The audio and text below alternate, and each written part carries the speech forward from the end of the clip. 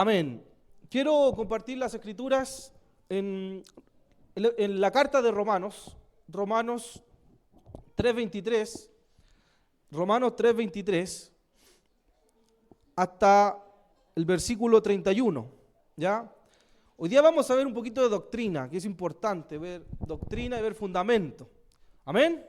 Fundamento. Una iglesia tiene que estar fundamentada en la doctrina de Cristo, en la doctrina de los apóstoles, ¿ya?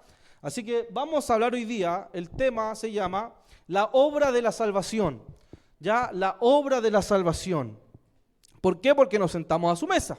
Entonces debemos comprender y entender algunos elementos bíblicos que nos van a ayudar a poder entender la cruz o entender la obra de la salvación completamente, ¿ya? Entonces, algunas preguntas que a lo mejor surgen. ¿Por qué era necesaria la cruz, por ejemplo? ¿Podía Cristo morir de otra manera? ¿Por qué era importante que solamente Él estuviera en la cruz y no estuviéramos nosotros? ¿Cierto? ¿Por qué? ¿Por qué es relevante esto? Porque esto es lo que a nosotros nos fundamenta como discípulos de Cristo. Entender la obra de salvación, entender la misión de Jesús en la tierra, nos va a ayudar a poder vivir nuestro cristianismo de mejor manera. Entonces vamos a Romanos 3:23, en la versión Nueva Traducción Viviente. Aquí va a estar en la pantalla. Dice, pues todos hemos pecado. Consulta, ¿quién pecó? Todos. Todos hemos pecado. Nadie puede alcanzar la meta gloriosa establecida por Dios. Todo y nadie. Pecamos todos y nadie puede alcanzar, o otra versión dice, estamos destituidos de la gloria de Dios. El 24 dice, sin embargo, con una bondad que no merecemos, Dios nos declara justos por medio de Cristo Jesús. ¿Cuál es el medio?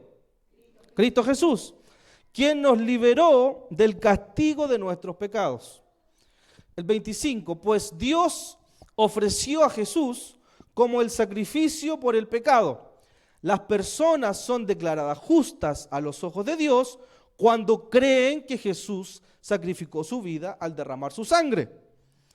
Ese sacrificio muestra que Dios actuó con justicia cuando se contuvo y no castigó a los que pecaron en el pasado, porque miraba hacia el futuro y de ese modo los incluiría en lo que llevaría a cabo en el tiempo presente.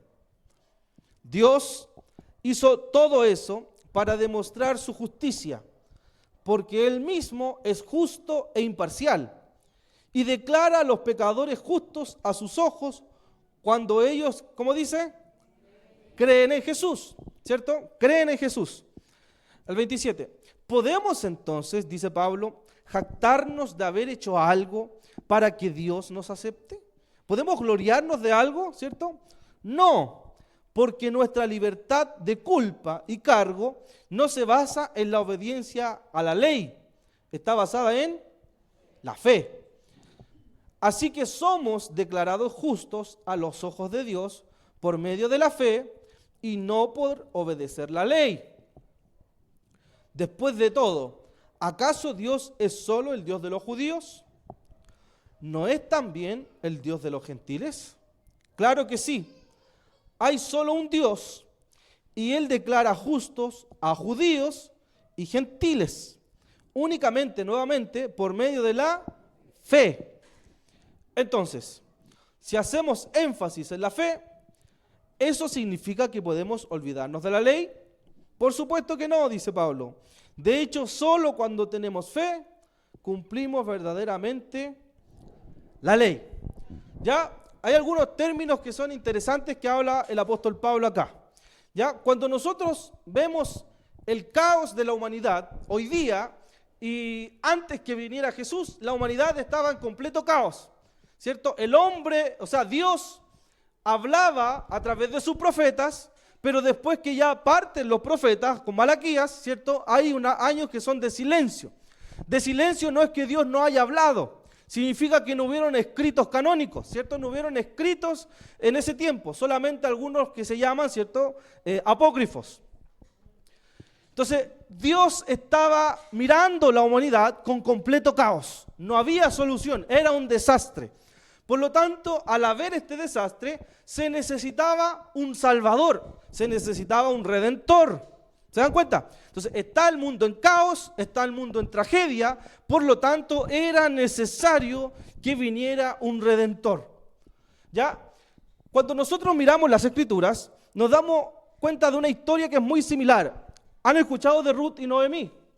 ¿Cierto? La gran historia de Ruth y Noemí, donde precisamente los judíos tenían la figura o la imagen de un redentor o de un Goel. ¿Ya? Si usted lee la palabra, el significado de Goel es el redentor. Cuando una mujer perdía todo, una mujer enviudaba o alguna persona quedaba en un desastre, por la ley tenían derecho, ¿cierto?, a que un redentor comprara eso y les pudiese salvar y redimir de la tragedia.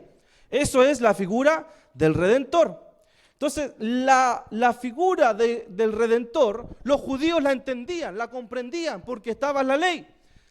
Ellos entendían cuando los profetas hablaban de un redentor, de un salvador. Significaba que esa figura de redentor iba a liberarlos completamente del yugo, tanto de la esclavitud, principalmente para ellos política, pero también para nosotros de la esclavitud del pecado.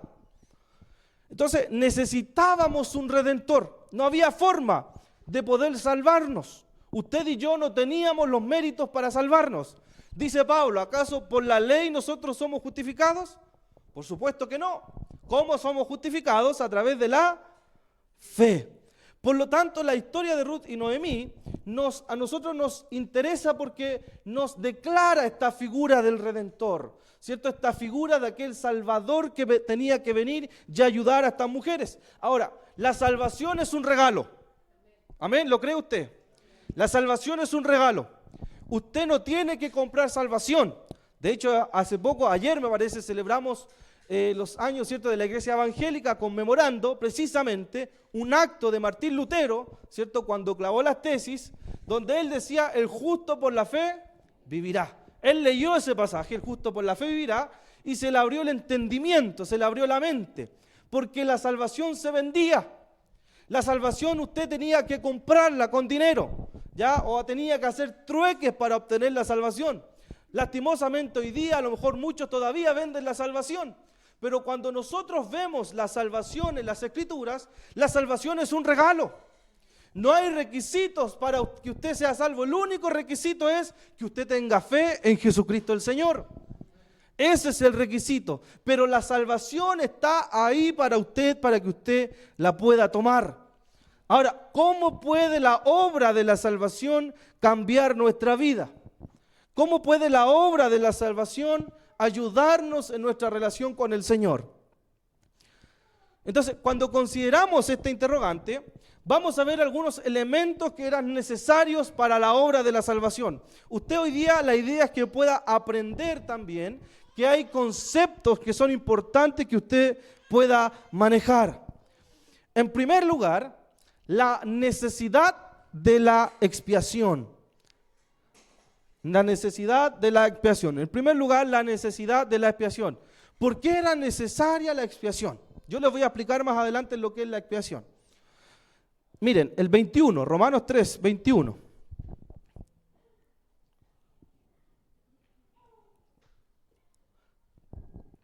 Dice, pero ahora, tal como se prometió tiempo atrás en los escritos de Moisés, ¿a qué se refiere con los escritos de Moisés?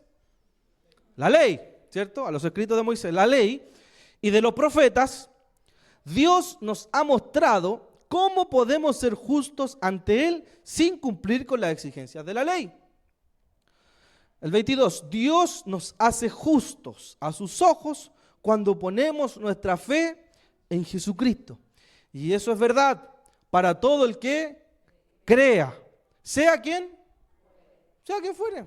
No establece un requisito, no establece si es criminal, si fue bueno en su vida pasada, si fue malo, todos los pecados que hizo. No, dice, el que fuere. Y aunque a nosotros no nos guste, sea el que fuere.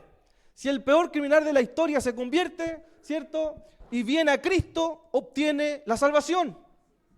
Hubo un criminal que persiguió a la iglesia por todos lados, mató cristianos y se convirtió y fue el gran apóstol Pablo. Entonces, no importa, dice, el que fuere. El 23, pues todos hemos pecado, Nadie puede alcanzar la meta gloriosa establecida por Dios. O sea, nadie de nosotros por la ley puede alcanzarlo.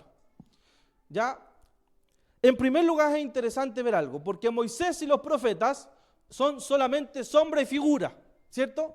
Moisés y los profetas solamente eran sombra y figura. No era la gloria completa, era una gloria parcial. La gloria del primer templo de Salomón, ¿cierto?, era solamente una gloria parcial. Por eso dice que la gloria postrera será mayor que la primera. ¿Cuál es la gloria postrera? Cristo el Señor, ¿cierto? Él es la gloria postrera. Esta gloria es mayor que la antigua. La ley solamente vino a establecer yugos sobre la humanidad. Y la ley, y nosotros podemos vivir nuestra vida como cristianos bajo la ley. ¿O no? Podemos vivir bajo la ley, porque nos establecemos un montón de requisitos para poder vivir el Evangelio. Requisitos externos, ¿cierto? Requisitos que no tienen que ver con el Evangelio de Cristo. Por lo tanto, la ley a nosotros no nos justifica y no nos hace salvos. Por lo tanto, el Antiguo Testamento es sombra y figura. No se compara absolutamente nada del Antiguo Testamento con lo glorioso que es Jesucristo el Señor. No se compara nada. No se compara la ley, no se compara nada. Ni la historia más extraordinaria que usted lea en el Antiguo Testamento se compara con la majestuosidad del Hijo de Dios. No se compara. En segundo lugar, es importante entender que la transfiguración, ¿se acuerdan de la imagen de la transfiguración? Precisamente aparecen los profetas y la ley. ¿Quién aparece? Y Elías, no el Elías. Moisés y Elías, ¿cierto? Dice, él es mi hijo amado, a él oíd. Entonces, si se dan cuenta, el Antiguo Testamento es solamente sombra y figura de lo que había de venir. Dice Pablo, Moisés, ¿cierto? A través de Moisés, a través de los profetas. Hebreos capítulo 1, ¿qué nos dice? ¿Cierto? Dios, habiendo hablado en aquellos tiempos de muchas veces, de muchas maneras, hoy ha hablado por medio de su Hijo. Entonces, Cristo es el cumplimiento de la ley. Cristo es el cumplimiento de los profetas. La ley y los profetas hablaban ¿de quién? De Cristo. Anunciaban a Jesús. ¿Amén? ¿Amén o no estamos quedando dormidos? Ah, aleluya, gloria al Señor. Péguele al de al lado un cachetazo.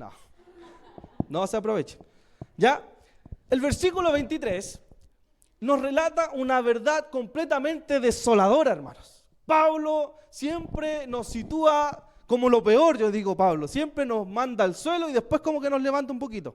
Pero dice el 23 que por cuanto todos pecaron, todos, nadie se salvó, absolutamente nadie queda excluido del pecado. El pecado entró a la humanidad, la ley no pudo calmar la ira de Dios.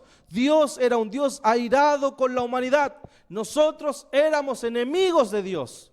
Éramos enemigos de Dios, estábamos bajo la condenación eterna, por cuanto todos pecaron y están destituidos de esa gloria. Aquella gloria majestuosa que es Cristo el Señor, aquella gloria que es la eternidad misma que nosotros vamos a vivir, dice Pablo que todos habíamos pecado. Por un hombre entró el pecado, ¿cierto? Que es Adán. Por ese hombre, Adán, entró el pecado en la humanidad. Y a través de ese pecado el hombre siempre quiso acercarse a Dios a través de sacrificios, a través de rituales. Si usted lee la historia, ¿cierto? El hombre siempre quiso buscar a Dios, pero no lo podía encontrar. La única forma que Dios hablaba en el Antiguo Testamento era primero a través de Moisés, ¿cierto? Después a través de los profetas, a través de los sumos sacerdotes que muchas veces podían acercarse ellos al arca del pacto. Pero el hombre nunca pudo alcanzar esa gloria majestuosa. ¿Se dan cuenta? Entonces, la humanidad estaba completamente perdida sin Cristo. Tú y yo estamos completamente perdidos sin Cristo. Estamos bajo condenación. Todos pecaron. Nadie puede alcanzar la meta. Nadie califica. Usted y yo no calificábamos para poder ser salvos. Ni por más bueno que fuéramos, ni por más regalos que hiciéramos, ni la filantropía misma. Si aunque fuéramos la estatua de la filantropía, no podíamos alcanzar la salvación. Todos pecaron, nadie califica. Solamente hay uno que calificó, que es Jesucristo el Señor. Hay uno que calificó, hay uno que agradó al Padre y fue precisamente su Hijo. Miren el 5:12, Romanos 5, capítulo 12, dice, yo se los voy a leer. Cuando Adán pecó, el pecado entró en el mundo. ¿Dónde entró el pecado? En el mundo. Se introdujo el pecado. El pecado de Adán introdujo la muerte. Miren qué interesante, introdujo la muerte. De modo que la muerte se extendió a todos, dice Pablo, porque todos pecaron. O sea, fue tan grande el pecado de Adán que entró la muerte a la humanidad. O sea, estábamos muertos en delitos y pecados. Por lo tanto, había una necesidad en la humanidad. Había que pasar algo tenía que suceder para poder salvar a esta humanidad. Y ahí aparece precisamente la necesidad de la expiación. ¿Qué es expiación? Dirá usted, que esa palabra tan rara. La palabra expiación, en el término Kippur, ¿cierto? En el término original, Kippur, es el significado de perdonar, cubrir pecados, quitar el pecado. Cuando se habla que Cristo expió el pecado, significa que el pecado que había sobre nosotros fue quitado por el sacrificio de Cristo. Por eso que los hebreos en el Antiguo Testamento tenían el gran día del Yom Kippur. ¿Han escuchado de ese día? ¿Cierto? Donde se hacía un ritual una vez al año, mataban un cordero, y usted lo puede leer en Levíticos. Entonces la expiación, Cristo vino como expiación a calmar y aplacar la ira de Dios. Jesucristo fue la solución para la humanidad. Jesucristo fue la única solución que había para poder redimir a la humanidad de la esclavitud del pecado. Dice Pablo en la carta a los Gálatas, y cuando vino el cumplimiento del tiempo, cuando fue necesario, en el tiempo necesario, políticamente necesario, socialmente preparado, apareció el Hijo de Dios para poder salvar a la humanidad. En el tiempo perfecto apareció Jesús. ¿En cuántos de nosotros Jesús apareció en el tiempo perfecto? Cuando estábamos, ¿cierto?, en los días más bajos de nuestra vida. Donde estábamos a lo mejor hundidos familiarmente, personalmente, emocionalmente. Era como un caos, nuestra vida reflejada en el mundo. ¿Cierto? Este mundo de caos, de desastre, donde pareciera ser que voy para un lado, no hay nadie, al otro lado hay caos total, pero justo en ese momento donde todo estaba destruido, apareció Jesús en nuestra vida como Redentor y nos salvó de la miseria, nos salvó de la muerte espiritual. Amén. ¿Cuántos se acuerdan de ese día cuando llegó Jesús a tu vida? Ahora, ¿cuál era el requisito del Cordero Pascual? Miren qué interesante esto. Primero, tenía que ser un macho cabrío sin defecto. En el día del Yom Kippur. Era un macho cabrío sin defecto. O sea, ustedes dicen sin ningún defecto. No podía tener mancha, no podía tener le faltar un dedo, nada, absolutamente nada. Segundo, tenía que ser un macho cabrío en su plenitud de vida ahí. Ya, tenía que ser saludablemente. Era apartado ese macho cabrío, era santificado, apartado. Era sacrificado en el día de la Pascua, ¿cierto? Sangre que protege y salva. Consumido por completo todos los restos y sin dejar nada incompleto. O sea, era necesario que este macho cabrío cumpliera los requisitos. Ahora, ¿cuál es lo interesante de esto? Que Jesús, precisamente para poder cumplir la ley completa, Él se tuvo que presentar precisamente como ese macho cabrío. Jesucristo fue el único que cumplió el requisito. ¿Por qué? Porque Él era santo. ¿Creen que es santo o no? Él fue santo en su vida terrenal. Él no había mancha en Él. Por lo tanto, Él solamente debía ir a la cruz. No podíamos ir nosotros. ¿Qué pasaba si iba uno de nosotros? ¿Iría usted o no a la cruz ahora? ¿Tiene que ser santo, perfecto, completo? No. Si nosotros íbamos a la cruz, nos condenábamos a nosotros y condenábamos a toda la humanidad, porque no cumplíamos el requisito de, ¿cierto?, de la santidad que tuvo Jesús. Por eso era necesario que Él fuera a la cruz. Porque en la cruz fue donde hubo derramamiento de sangre. La única forma del perdón de Dios era que hubiera derramamiento de sangre. Por eso que por la sangre de Jesús nosotros somos libres. Porque esa sangre, cuando corría la sangre por el animal, allí recién ocurría lo que es la expiación. Por lo tanto, ¿qué nos ayuda a nosotros? Confianza en Cristo, no en las obras. Por más que tú te esfuerces, iglesia, por más que tú pongas un montón de reglamentos sobre tu vida para ser discípulo, jamás por esos méritos vas a alcanzar la salvación, porque no son tus méritos, son los méritos de Jesús. Amén, son los méritos de Él. Por la ley nosotros no podemos alcanzar la salvación, pero muchas veces establecimos un montón de reglamentos o de leyes para que la gente venga a Cristo. Que se corte el pelo, que haga esto otro, que no sé, que se borre todo lo que tiene. Son un montón de leyes que creemos que eso trae salvación a la gente. Y eso solamente es ley. La salvación no es por la ley, es por gracia. Es un regalo. Ya esa salvación fue pagada y fue pagada a precio de sangre. Fue Jesús quien compró esa salvación tuya y la pagó por ti. No tienes que hacer absolutamente nada por eso, solamente creer en Él, tener la confianza en Él. Pero era necesario que cuando fuera el cumplimiento del tiempo, viniera Jesús como Cordero y se ofreciera a sí mismo como sacrificio para toda la humanidad. Era necesaria la expiación y es necesario que tú y yo nos encontremos con Cristo para alcanzar esa salvación. Amén. ¿Se entiende? Era necesaria la expiación. En segundo lugar, la justicia de Dios satisfecha en la cruz. La justicia de Dios satisfecha en la cruz. Vamos al 3:24.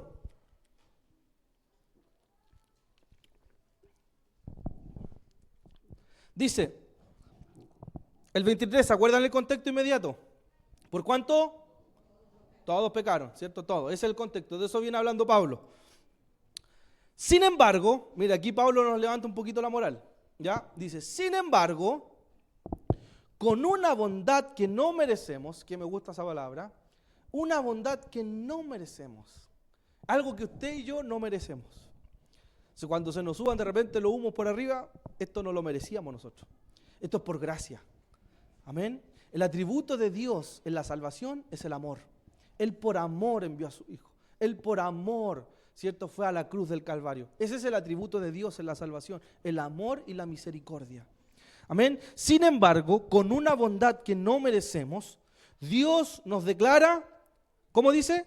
Justos por medio de Cristo Jesús, quien nos liberó del castigo de nuestros pecados.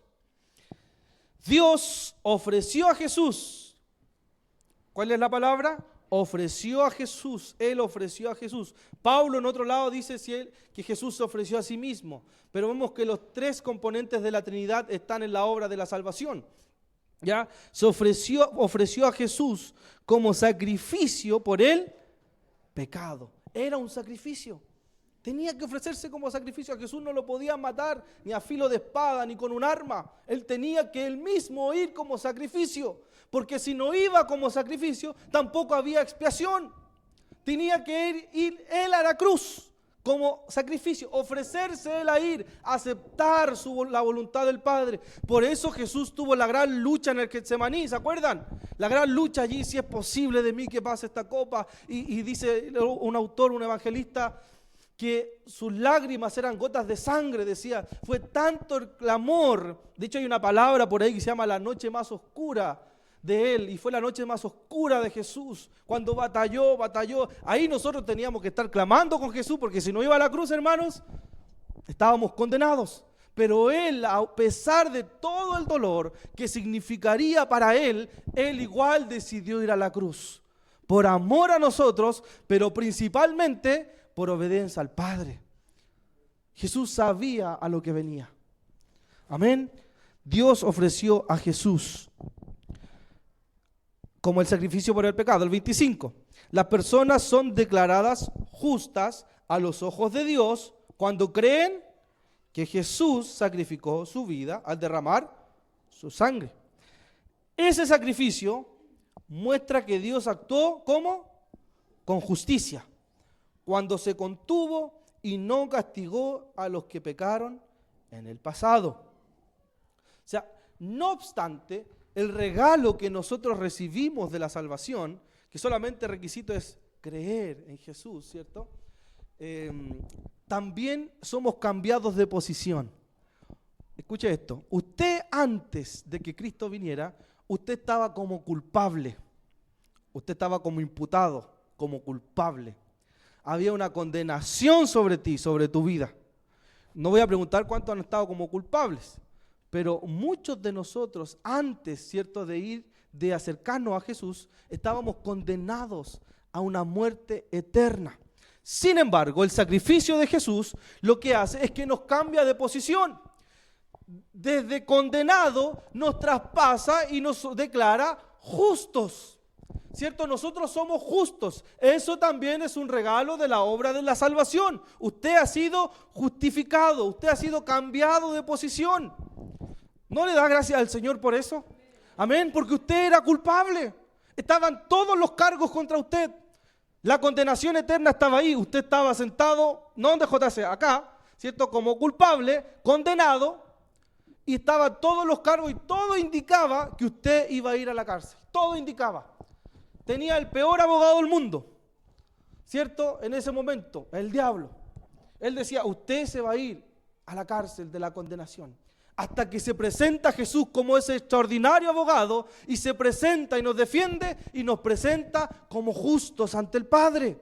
Usted es declarado justo y hablo de una bendición no económica, es una bendición espiritual. Su posición delante de Dios ha cambiado, iglesia. Por eso que usted puede adorar tranquilamente, por eso que usted puede ir a Dios a través de Jesús y sus oraciones son escuchadas. Antes sus oraciones no eran escuchadas. Sin embargo, a través de Cristo, las oraciones de la iglesia, el clamor de la iglesia, las plegarias de la iglesia son oídas y llegan al corazón y al trono del Padre. Bendito sea Jesús.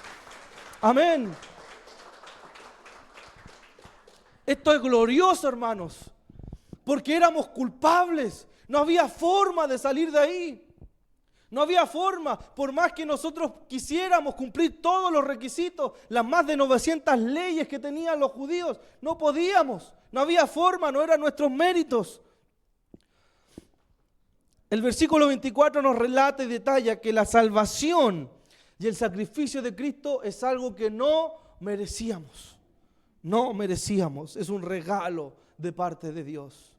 La pregunta es, ¿nosotros cuidamos ese regalo? Tomamos ese regalo, ¿cierto? Porque pareciera ser que muchos caminamos bajo la ley, con un yugo de esclavitud acá, ¿cierto? Donde pareciera que todavía caminamos como culpables, cuando ya has sido declarado inocente. Tú puedes pecar delante de Dios, puedes fallarle a Dios, puedes pecar delante de Dios, pero si tú vas a Dios a través de Cristo recibirás perdón. Eso no lo digo yo, lo dicen las Escrituras. Por eso que cuando tú le pides perdón a Dios, puedes ir libremente a adorar, puedes ir libremente a orar. No hay condenación para los que están en Cristo Jesús, no hay ninguna condenación. Ya no hay condenación. El 25, mire, dice, pues Dios ofreció a Jesús como sacrificio por el pecado. Cuando creen que Jesús sacrificó su vida al derramar su sangre, Dios encuentra su satisfacción completa, su justicia completa en la muerte de Jesús. ¿Entendió? Dios encuentra su satisfacción completa de su ira en la muerte de Jesús como sacrificio perfecto. Al Dios airado que estaba y que nosotros estábamos bajo condenación, encuentra, ¿cierto?, en Jesús el sacrificio completo. Jesús cumple todos los requisitos para aplacar o calmar la ira de Dios que había sobre nuestra vida. Y en esto muestra a Dios que es justo. Miren, el 25, sigamos. Ese sacrificio, la parte B, ese sacrificio muestra que Dios actuó con justicia. Cuando, ¿qué dice? Se contuvo y no castigó a los que pecaron en el pasado. Entonces, ¿cómo Dios es justo? Dicen algunos. Sí, ¿cómo muestra su justicia Dios? En que esta justicia se muestra en que la obra de la salvación de Jesús está abierta para todos. ¿Dios es justo o no? Es justo. Si Dios hubiera sido injusto, a lo mejor no hubiera venido Jesús, pero Dios en su justicia amplió la salvación para toda la humanidad. Por lo tanto, Dios dice, yo soy justo en esto, ¿cierto? La salvación está ahí, usted puede ir y tomarla. Él envió a su Hijo para salvación y no castigar nuestra humanidad. Dios se contuvo, dice, y no castigó a la humanidad. Eso hace que Dios sea justo. Por lo tanto, en esa justicia de Dios, el Padre nos ha declarado a nosotros justos a través de Jesucristo. Usted cuando está en Cristo, Dios lo mira a usted, porque Cristo habita en usted. Amén. Eso es lo que mira Dios. Cuando usted está en Cristo el Señor, vive una vida como el Señor, ¿cierto? Quiere que vivamos en integridad, en santidad, una vida, ¿cierto?, agradable al Señor. Él nos mira a nosotros con amor y misericordia porque nosotros estamos en su Hijo, estamos en Él. Por eso que usted clama al Señor y el Señor nos escucha. Por eso dice que no había otro sumo sacerdote que cumpliera, ¿cierto?, que nos entendiera más que Jesús mismo, porque Él vivió lo que nosotros vivimos. Él experimentó cada una de nuestras dolencias, cada uno de nuestros fracasos, cada uno de nuestras traiciones. Si usted alguna vez se ha sentido traicionado, bueno, el sermón de la semana pasada hablaba precisamente sobre Pedro, cómo traicionó a Jesús. A Jesús lo traicionaron. A Jesús lo abandonaron. Él experimentó todo eso, por lo tanto nos comprende a nosotros y nos entiende. Bendito sea el Señor. Gálatas 2:16 dice, sabiendo que el hombre, Pablo dice, sabiendo que el hombre no es justificado por las obras de la ley. Dice, sabiendo que el hombre no es justificado por las obras de la ley. Usted no es declarado justo por sus obras, porque por las obras no podía ser declarado justos, sino por la fe de Jesucristo. ¿Se dan cuenta? Entonces, toda la teología o toda la doctrina del Nuevo Testamento a nosotros nos va a hablar simplemente que los méritos de Cristo son lo que hoy día hacen que usted y yo seamos salvos. Los méritos de Cristo, no sus méritos. Efesios 2:8 dice, Dios los salvó por su gracia cuando creyeron. Dice Pablo, ustedes no tienen ningún mérito en eso. Es un regalo de Dios. Es un regalo de Dios. ¿Cuánto le dan gracias al Señor por ese regalo? ¿Qué tal si levanta su mano allí un segundo? No importa cómo has venido, iglesia, no importa. Si has venido de fracaso en fracaso, dale gracias por ese regalo. Dile gracias, Señor. Oh, gracias por ese regalo hermoso. Tomo ese regalo, Señor. Aunque no lo merezco, lo tomo, Señor. Porque a ti te costó todo, a nosotros no nos costó nada, Señor. Gracias por ese regalo. Amén. Bendito sea el Señor. Por lo tanto, hermanos, cuando nosotros entendemos esto, que la salvación es un regalo, podemos vivir en libertad. ¿Cuántos son libres hoy día en el Señor? Verdaderamente libres. Porque podemos caminar como hombres libres, pero con el corazón encarcelado. Esclavos todavía de nuestro antiguo hombre, nuestra antigua mujer. Pero Dios nos ha llamado a libertad. Siéntete libre, iglesia. No hay pecado tan grande, ¿cierto?, que hayas hecho que no sea perdonado por el Señor. Menos la blasfemia contra el Espíritu Santo. Eso da para otra predicación para explicarlo. Pero cada vez que tú vas a Cristo encuentras el perdón. ¿Qué más nos habla de esto? La necesidad urgente de que tú y yo prediquemos el Evangelio a los que no conocen a Jesús. Amén. ¿Cómo una salvación tan grande y un regalo tan grande lo podemos encerrar acá solamente en estas paredes? Tenemos que traer gente a salvación. Esto nos tiene que motivar a nosotros. Esto tan hermoso y tan grande que tengo, no puedo quedármelo solo, sería egoísta. Tengo que anunciarlo a mis compañeros de trabajo, anunciarlo a mi familia, anunciarlo a la gente que yo conozco. Esto nos tiene que animar a que la gente hoy día está bajo condenación. Pero hay un Dios que ofreció esa salvación está allí para llegar y tomarla. ¿Qué más nos ayuda esto? A aprender también a perdonar a los demás, como Él me perdonó a mí. Y confiar en el Señor. Y en tercer lugar, y con esto ya vamos terminando, en tercer lugar, la fe como medio de justificación y salvación. En primer lugar, la necesidad de la expiación. La necesidad de la expiación. ¿Se acuerdan? La necesidad de la expiación. Segundo, la justicia de Dios satisfecha en la cruz. Eso es lo segundo. Y lo tercero, la fe, ¿cierto? Como único medio de justificación y salvación. Este es solamente el requisito que nos pide el Señor a nosotros. El 27, Romanos 3:27, dice, podemos entonces, el Romanos 3:27, podemos entonces jactarnos de haber hecho algo para que Dios nos acepte, y la respuesta es, ya lo vimos, ¿cierto? O sea, Pablo está ironizando ahí. Dice, ¿podemos gloriarnos de algo? Dice Pablo. ¿Hay algo que nosotros hagamos bueno para que Dios nos acepte? Ninguno. Dice, no, porque nuestra libertad de culpa y cargo no se basa en la obediencia a la ley. ¿Está basada ¿dónde? En la fe. Así que somos declarados justos a los ojos de Dios por medio de la fe y no por obedecer la ley. ¿Se dan cuenta? O sea, Pablo está diciendo, ¿podemos gloriarnos de algo? ¿Hay algo bueno en nosotros para ser aceptados por Dios? No, porque nuestra libertad y justificación no vienen de la ley. Si viniera la justificación y la salvación de la ley, estaríamos condenados, porque no cumplimos la ley. Ahora, ¿la ley es mala, dice Pablo? No, en ninguna manera, porque la ley nos enseña cómo debemos comportarnos, ¿cierto? Pero la ley no nos justifica, la ley no nos salva. De hecho, dice Pablo en algún momento en Romanos, de hecho, por la ley yo conocí el pecado. Yo por la ley conocí el pecado. Por la ley yo entendí, sí, soy pecador.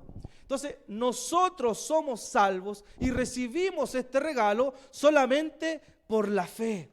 La fe que nos conecta con el Padre. La fe en Jesucristo el Señor. Amén. ¿Qué es la fe? Dirá usted. La fe es confianza. Cuando nosotros buscamos el vocablo de fe, la palabra griega es pistis, si alguien anota pistis, y significa confianza, que Dios es digno de confianza. ¿Cierto? ¿Cuántos de ustedes han tenido gente que es digna de confianza? ¿Cierto? Que usted puede depositar esa confianza. Bueno, Dios supera a todos ellos. Ya es creer y confiar en Dios y en sus promesas. Creer y confiar en Dios. Fe también es convicción interna sobre la verdad de algo. Hay una convicción en nuestro corazón. Eso es fe. Tener convicción, ¿cierto? Pero el fruto de la fe es la obediencia. Ya, si yo creo en Dios, creo en Jesucristo como Señor, yo acepto toda su verdad, todo el consejo de Dios, lo acepto para mi vida. No es solamente fe y creer en Él y no si yo creo que Dios existe. No, no basta con eso. Es creer que Jesucristo es el Señor, ¿cierto? Que Jesucristo es el Señor y acepto todo su consejo para mi vida. Eso es fe. Es creer en Él y vivir como Él.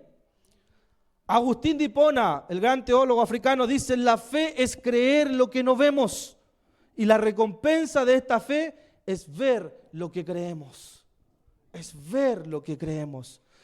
Y el gran Martín Lutero dice, la fe es un acto de confianza y entrega a Dios, aceptando su promesa de salvación.